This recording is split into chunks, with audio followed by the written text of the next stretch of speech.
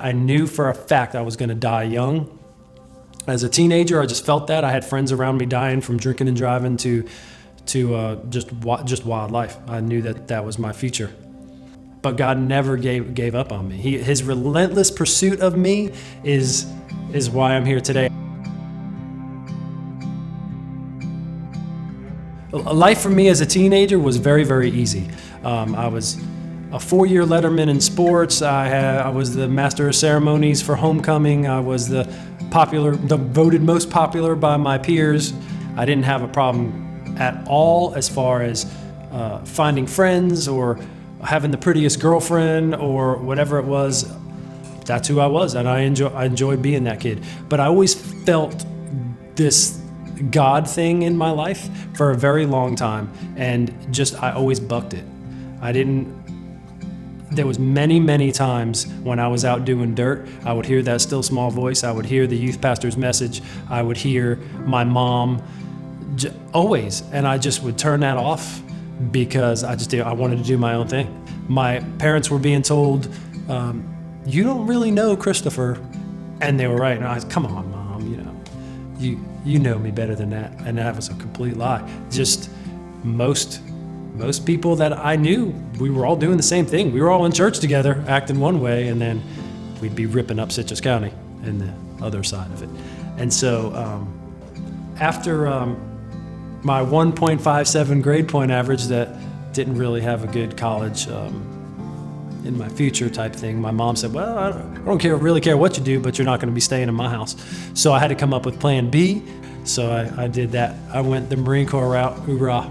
And there was times in the Marine Corps where we would be out partying and drinking and carrying on, and I would always have this guilt, like this feeling of, you know better than this. Like, what in the world are you doing?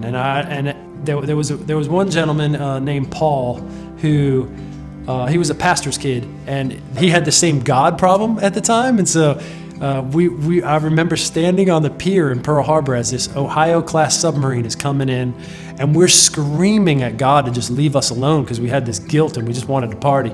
And he was like, you think he hears us? I said, I don't think he hears us, man. You should scream louder. And he would just scream at this. So the sailors coming in thought we were nuts, and we were a little nuts.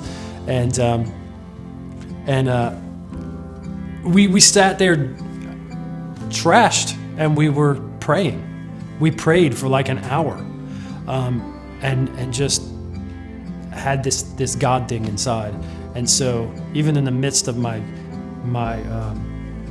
being in the pit, God was speaking to me and softening my heart. So in 1996, I was honorably discharged from the Marine Corps, and the prodigal son returns home to Inverness, Florida. I connected with my high school sweetheart, because that's what you do when you come home from college, or you just kind of start right back where you were. And so we connected, and we decided that we would get married.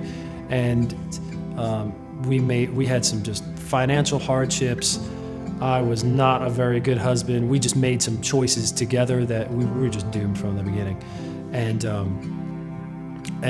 we were divorced even before our 2-year anniversary. And during that period of going through this marriage and making horrible mistakes and not knowing how to love this woman or show any kind of love, my father was really, really sick at this time.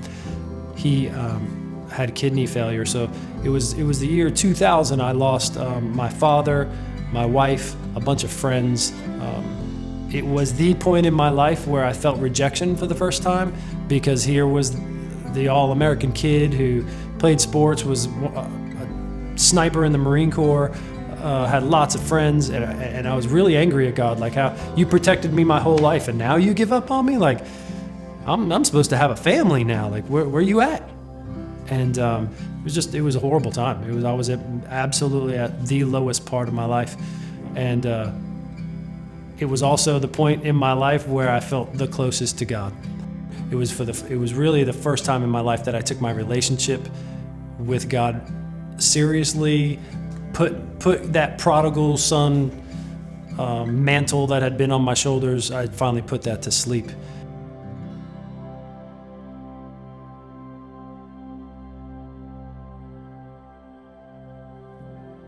Gina and I, we got pregnant pretty fast, and so we're raising children. We're having financial issues, relationship issues, and it was very, very, very stressful time. Our relationship was really put to the test on multiple occasions, and almost lost everything. I remember just kind of getting to a point where, even just like my relationship with Jesus, I was just falling out of love. And I asked God to just change my heart. And I said, I need you to help me love this person and love being around the dirty diapers and the mess at home and being okay with it. And slowly but surely, don't get me wrong, it wasn't easy, but I started to notice a change inside my heart. And my wife, God changed her. And she was a soldier for our relationship, and it was definitely what saved our marriage is us coming together and having a relationship with Jesus that was a lot different than before. One of the great things about going to Seven Rivers is the pastor's class, and in the pastor's class you really get the prodigal son story. I got that story very, very easy for me to listen to because that's what I was going through. That's where that was my story. Hearing the gospel in a totally different way than I grew up learning, really just kind of helped soften my heart. I have the desire to go back to that life. It just doesn't even exist. And now looking forward, saying, man, I don't know what tomorrow holds for me, because there's many Christians that still end up having cancer.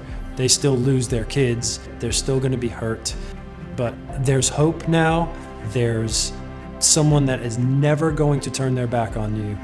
And so for me personally, having a relationship today with the person that I put on that cross, and to feel his love like on Easter, and to know that he's not there anymore.